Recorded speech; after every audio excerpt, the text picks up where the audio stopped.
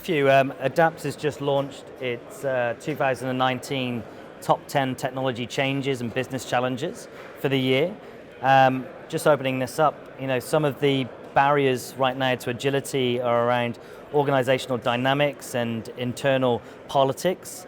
We're seeing business silos being a top barrier to agility as well, lack of budget as well for some organizations. Do those resonate with you in your role in business, and are there any others that you can see being a barrier to agility? Look, they definitely resonate. That they are. It's no surprise to me that they are the highest ranking sort of parts of that survey. I suppose the other one I'd like to add is what I see in the local government context is more issues that are created when you don't have the right type of executive-led governance and sustained buy-in. I see a lot of initiatives that can fail in time because of that lack of sustained effort and oversight from that executive level. So for me, that's really, really important. If you can get your right type of executive buy-in and at that C-suite level and get that governance to flow down, really, really important to sustain your effort in these long-term type of initiatives. So smart city initiatives are long-term initiatives. We're all trying for quick wins. We're trying to, be innovative. We're trying to do tests and prototypes of things if we're not sure. But to get our full, results and return on those early investments, we need a multi-year sort of sustained approach. And that's really important that we get that, that buy-in and sustained buy-in from the exec level. Adapt's mission is to enable the C-suite and to enable tech executives with the right information at the right time to make the right decisions. And we're trying to enable Australian businesses or government departments to compete at that global level. One thing that keeps on coming up time and time again, though, is tech talent. Where are you on your kind of talent strategy? Where are you looking? What do you feel needs to happen in Australia to really have the best people working within the organisation? Oh, look at a Ipswich context. I mean, look, our proximity to a capital city actually helps us in terms of at least having the ability to access talent. And that's obviously a massive problem as you get out into your regions and remote areas. So from that viewpoint, it's less of an issue, but still the rate of change is requiring that we keep abreast of the right type of skills we need. At an Australian context, look, it is concerning. I don't feel like we've got the right type of flow of skills development through our primary and tertiary schooling systems to prepare our the kids now of the jobs that will be there moving forward. I'm not necessarily saying that all the kids need to learn how to code, but definitely digital savviness and having that acumen to understand the power and opportunity of technology is really, really going to be important, especially as we move into changing dynamics with our workforce, with the advent of AI and different things that may occur in the next 10 or 20 years. So for me, I am concerned. I don't know if we're getting that talent generation and that skills generation happening in a way that's going to facilitate those good outcomes. Look, it's something that we will need to focus on collectively to change as we move forward. And the US has Silicon Valley. Tel Aviv is known for its startups and cybersecurity, and China's trying to race ahead to really ensure that it's competing with on the global stage. Is there a place in Australia where there can be that tech hub which is really pushing things forward? Yeah, look, I think it can, but I think the challenge for us is it could be a number of things, and I think that's the true challenge for us as Australians is that we could be the agriculture tech hub of the world. We could be the transport and logistics tech hub of the world. We could be the fintech capital of the world. I think the issue that we've got is that we've got so many potential choices and so many then competing interests that it's hard to really double down on the one or two real opportunities that we could create. Because the issue would be is that we as a country across all sectors, all levels of government would actually need to concentrate and double down on that chosen field. So we're sort of a victim of our own previous success, but I fear that if we don't get that right, then we're not going to be really known as the tech capital for anything. We'll continue to be a high consumer of tech services, have our pockets of innovation, but not really be relevant on the world stage like we potentially could be.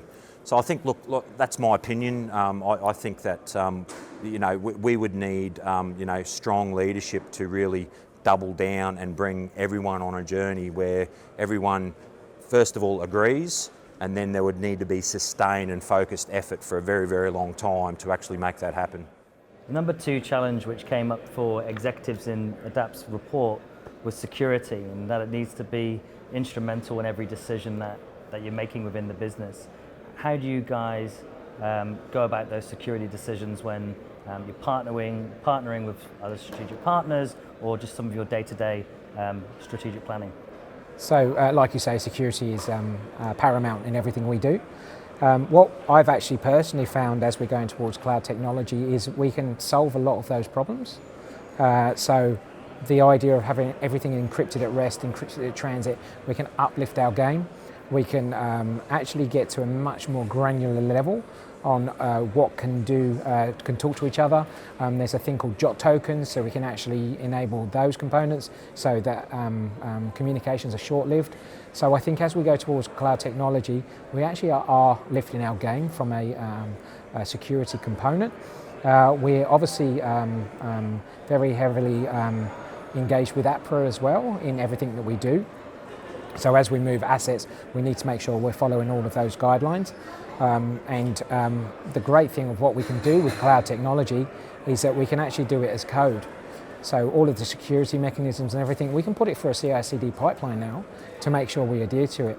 So for example, like if we wanted to go and do some penetration testing, rather than leaving it to the last minute, which we've done in the past in our on-prem assets, we can actually upfront that right directly as soon as someone cuts a line of code. So it's basically enabled us to find the problems a lot earlier and shift to the left. So there's been a big increase in speed and capacity there. Yeah, absolutely. So we should be able to flow a lot faster by shifting everything to the left and enabling our teams to drive security as a first requirement. The evolution of your role, how does that go within NAB, and do you see that kind of start happening in other businesses now? Do you think there's going to be, copycat replication coming into other large organisations? So I think I call this a snowflake because it was quite unique, but I think it's a necessity now. So how this evolved was from an idea, again, like entrepreneurship, I suppose. It came from an idea that was needed at the point in time, that had someone who was really passionate about driving it, and that's how this all came about. I think it's an absolute necessity now for all enterprises that you need to, 1, change culture, and 2, change the way that you train your people, because they need to understand. It becomes a clarity and a competence component. So the clarity is it safe to do something? The competence is, are you trained well enough to do it? If you've got those 2 models, you can enable your people.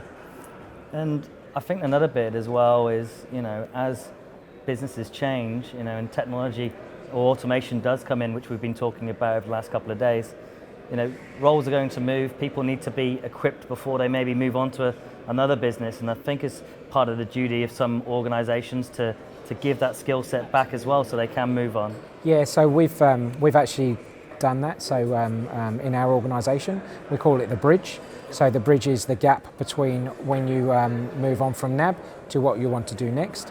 And we've had a lot of people actually go through the guild who want to learn this technology as well. Awesome.